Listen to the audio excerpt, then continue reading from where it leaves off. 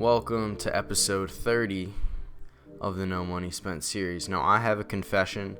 I have not been editing videos for 3 weeks, but I have been playing the game. So, this episode and the next couple of episodes will be kind of behind. I'm going to try to crank them out, though. Get a bunch done in the next week or two, and hopefully I can catch people up because I am much further. This team that you see here is very much changed. So we're just gonna get into it. It's a 22-minute episode, which is a lot. We're gonna start by selling off Hanley Ramirez. If you remembered, and I think it was the last episode, we kept him around because we knew his price would hike up. It ended up going up about 4,000 or 5,000 stubs, so that's not a lot, but it does end up working out. And I've been playing this event for the future stars, and Jorge Soler has been a very formidable silver, and definitely if you can't fill out your team of future stars, make sure to get yourself a Jorge Soler. That man is gone, he's left, and he was a Packers fan, so that was especially nice to get that done.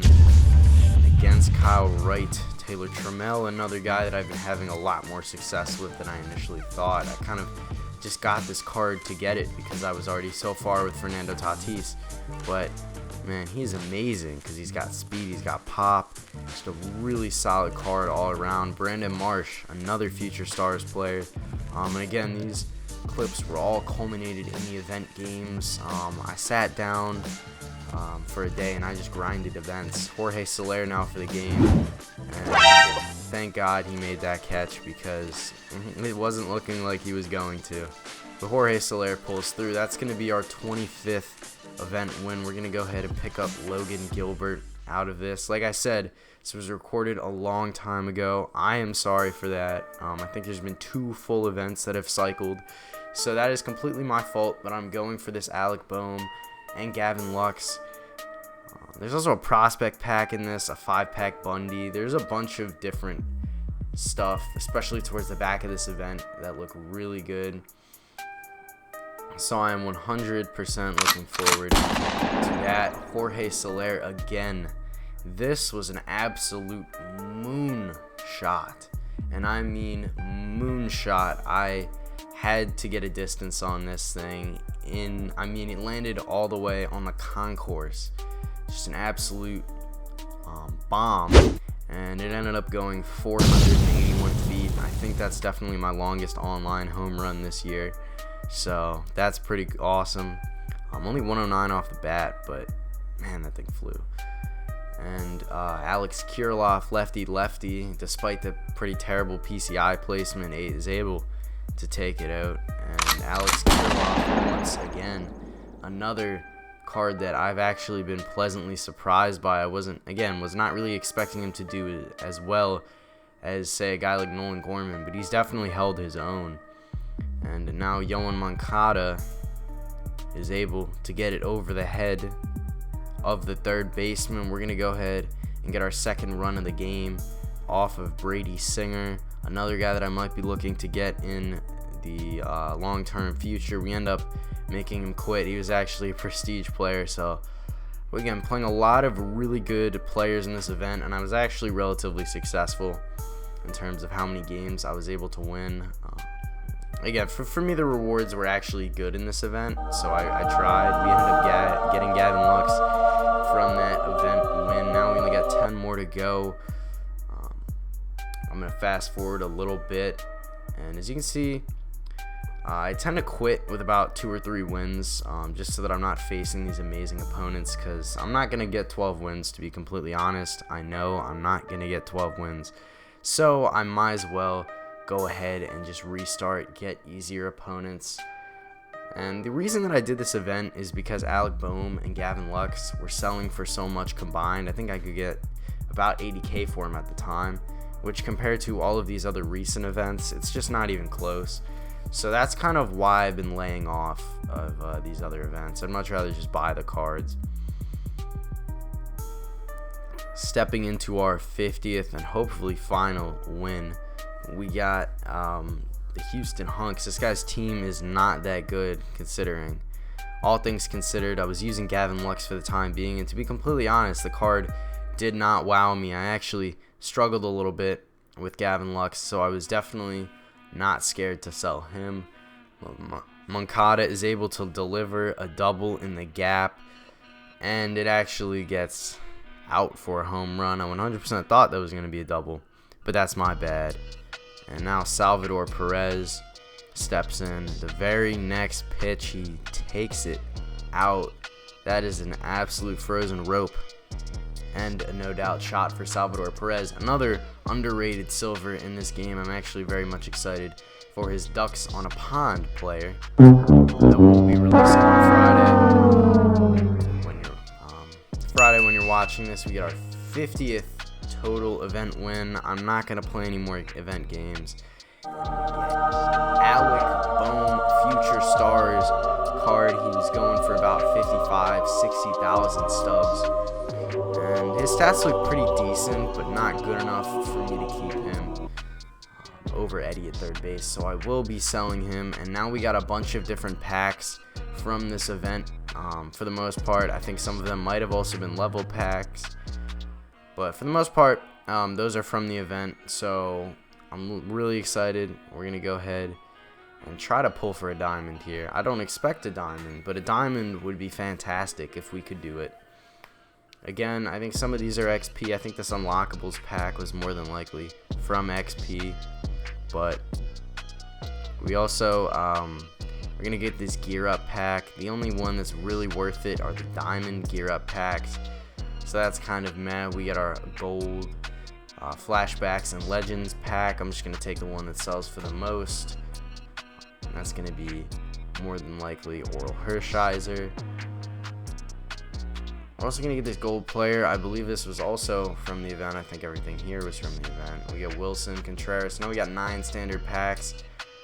We gotta be great, and we are great. We pulled a diamond. It's been so long since I've pulled a diamond on this account, and I'm so excited to see what is in this. Right as Alec Bohm sold as well.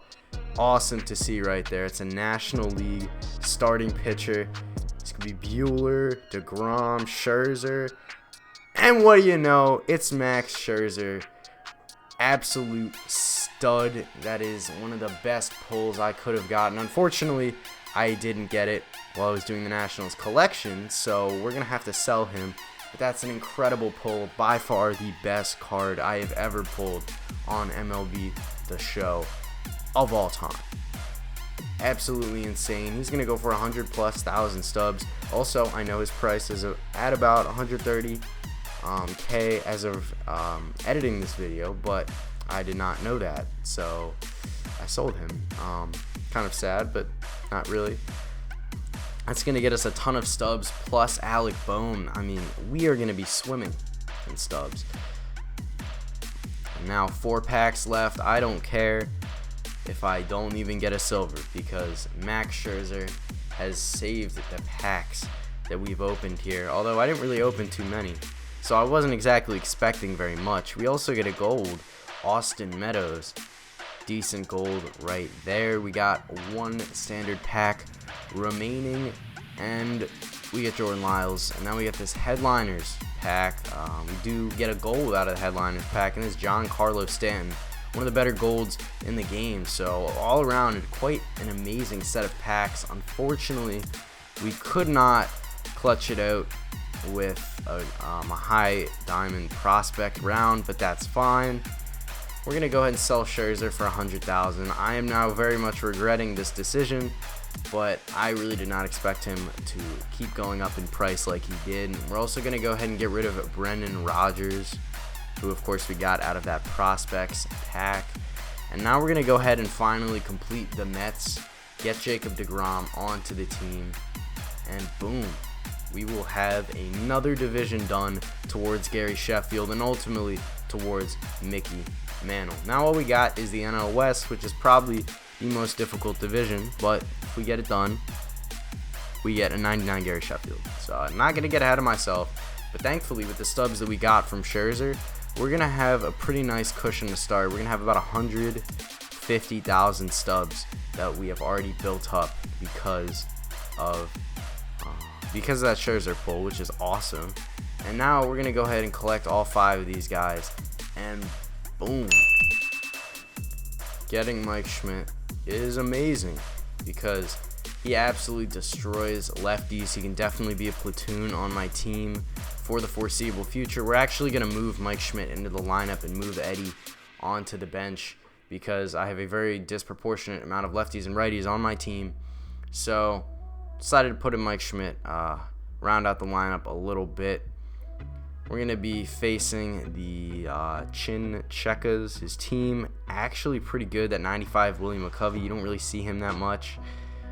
But also Hanley Ramirez, definitely a weaker team, however, than me. He's 5-18. We're still 17-3.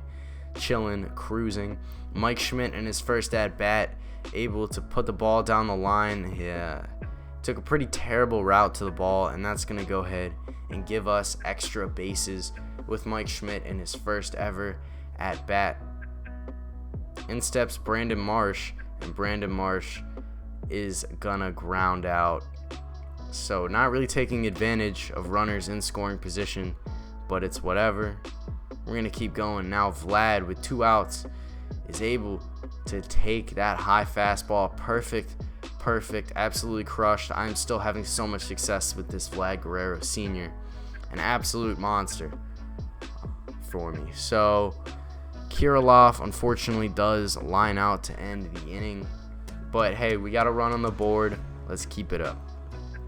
Hal Newhouser now against Gary Sheffield. We get Gary Sheffield to swing through the fastball. Hal Newhouser now hitting, and Hal Newhouser is actually able to slap one the other way, and he is going to go ahead and get extra bases. Hal Newhouser, pitchers can rake too. What an absolute beast. Buster Posey now. I still have not been very good with this card, and it hasn't really changed. That's another line out to end the third. Not what you want to see, but now Brandon Marsh steps in, avenging his first inning ground out with a home run that just barely gets over that porch. But it does get over, and that's going to be a home run. Doesn't matter how far it travels, it is still a run. He was a little wild with Logan Gilbert. In a 1-2 count now, Alex Kirilloff, and Alex Kirilloff lines out again. Kirilloff not looking too good in his ranked debut. Thankfully, Hal Newhouser is absolutely dealing on the bump, and we really don't have a whole lot of contention. This game, I definitely should beat this guy because his team is a lot worse than mine. Didi Gregorius keeps it up. What a beast. That's going to be a home run. Again, out in the left field, Brandon Marsh now steps in. And Brandon Marsh able to get another ball in the gap. His center fielder took a pretty poor route to the ball, and we're going to go ahead and get in to third base. Brandon Marsh continues to be the unsung MVP of my team. Vlad Guerrero now puts one, and Gary Sheffield misses it. So that's going to give Vlad Guerrero another RBI and another hit. And it's also going to put 5 runs on the scoreboard. The very next pitch, Alex Kirilloff gets a fastball right down the middle. There's no way Alex Kirilloff is missing that baseball. And now we take a 7-0 lead, and that was it for my opponent. He was done. Goodbye. I'm not just going to leave you guys with only one ranked seasons game. I've not really been playing ranked seasons, so we're going to try to get 2, maybe even 3 games in this episode. We're playing the Washington Werewolves. His team is really good. He's got Posey, Didi Gregorius, Brendan Marsh, Juan Soto, with Luzardo on the bump. Also has that Todd Helton that I don't really see very often. I actually have yet to see a prestige Todd Helton, or Duke Snyder for the matter, but Joey Gallo does Joey Gallo things. And Oswalt is not looking good on the bump. I am not a fan of Roy Oswalt. I don't know why I locked him in the first place, but it's too late for that now. Taylor Trammell steps in, and Taylor Trammell does not miss. I am telling you guys, this card plays way above his stats. Because of that 94 speed, we're going to be able to start the game with a 1-out triple. Now Buster Posey going to be patient at the dish. He was definitely working around me due to those ridiculous stats against lefties. And Didi Gregorius now is able to hammer one into the gap. Now we're going to go ahead and send Posey home, get Didi to third, and Didi slides in safely. We've now tied up the game in the first inning. I'm hitting Luzardo really well, and Mike Schmidt just, and I mean just, misses that high fastball. Thankfully, though, we are still going to be able to capitalize. That's going to be a sacrifice fly and a run for Didi Gregorius. Now, Brandon Marsh did not succeed, but Vlad Guerrero did. I am telling you guys, Vlad Guerrero is amazing. He continues to rake for me, and I'm going to try to find a spot for him on the lineup/bench. Keyword try, because I might slow down with this card. He tries to take me a friendly quit. You don't give me a friendly quit after I'm starting to beat down on you. I will accept a friendly quit at the very start of a game. And now he's just going to sit there and waste my time. He's going to sit on the pause timer as long as humanly possible. What a guy.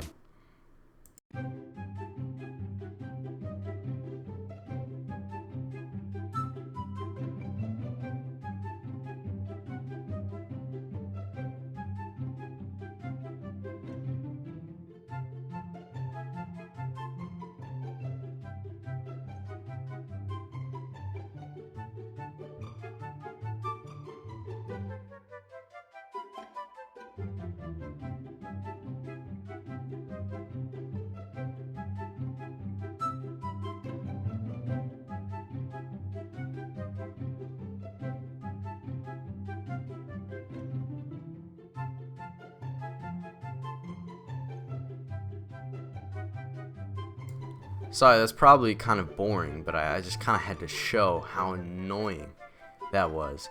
And at that point, he kind of gave up. He started to just try to hit me.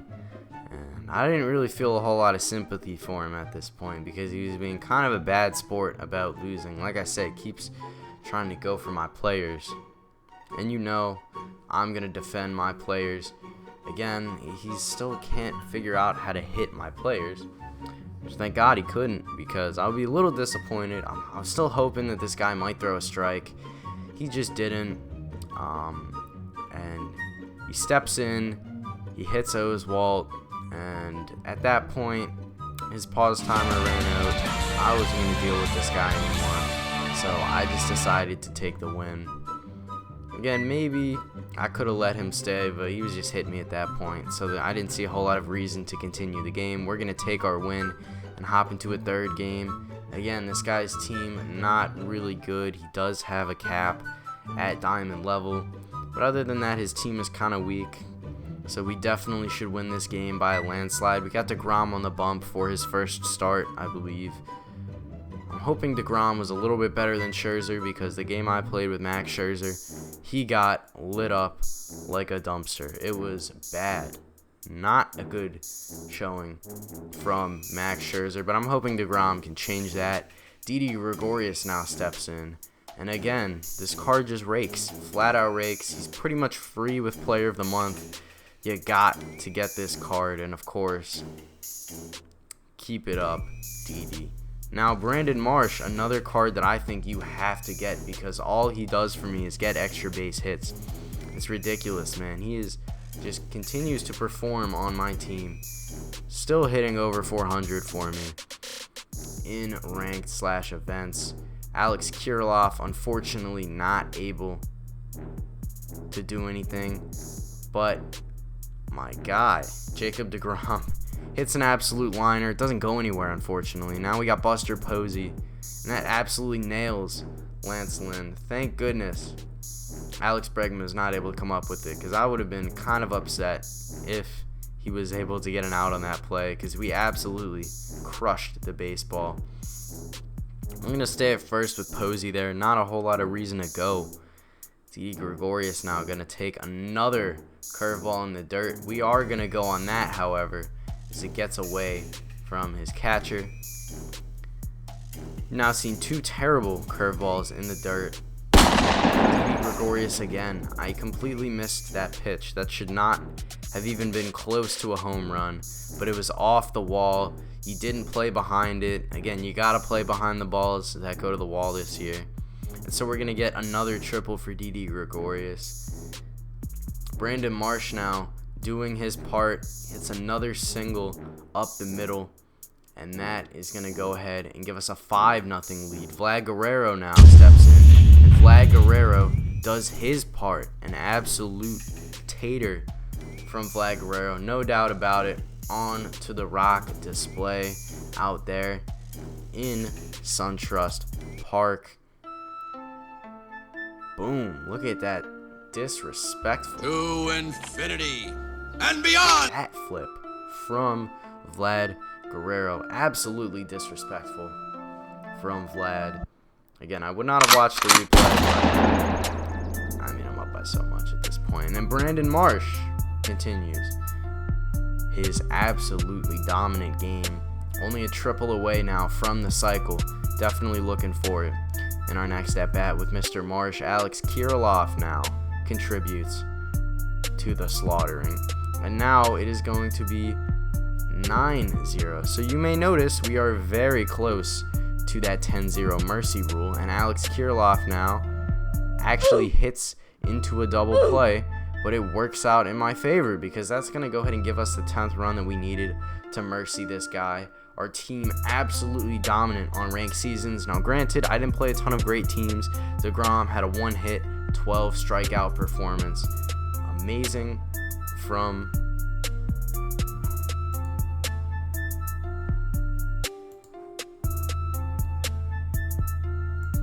now we're just going to be opening some packs here. Nothing crazy. Again, I believe I got some of these from leveling up. We also got a level 75 silver, which gives us a diamond equipment, which is pretty amazing. Definitely make sure to take advantage of the stubs that you can get out of those packs. We're sitting on almost 150k. We only do get JD Davis, however, out of the headliner, and we get the glasses, which sell for a ridiculous amount. Again, the road to the show players, bro, they go crazy with equipment. So we're definitely going to go ahead and sell those for about 17,000. Thank you so much for watching. I appreciate all of you. I'm going to upload a whole lot more, but I'm sorry. I appreciate all of you. Thanks.